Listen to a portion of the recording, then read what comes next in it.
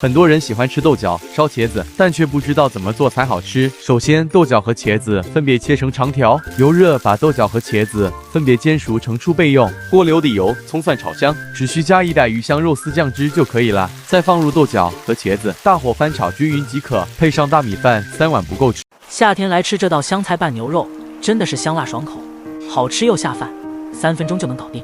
切好的牛肉片加1勺料酒、1勺老抽、少许盐、1勺淀粉，抓裹均匀腌制20分钟。水开，下入牛肉烫30秒，煮熟后捞出，再加蒜末、辣椒面、白芝麻，用热油把它炝香，再加青红辣椒圈，来点香菜。调味，我们只需要这瓶凉拌汁，拌黄瓜、拌腐竹都是一绝。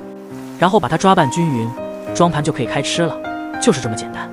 您一定想不到这普通的腐竹做的比卤肉还香，并且带火了整个餐厅的生意。制作还非常简单，记得点赞收藏。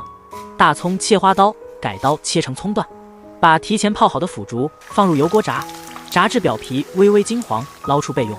锅留底油，放入葱段，煎至八面金黄后，连油带葱一起捞出。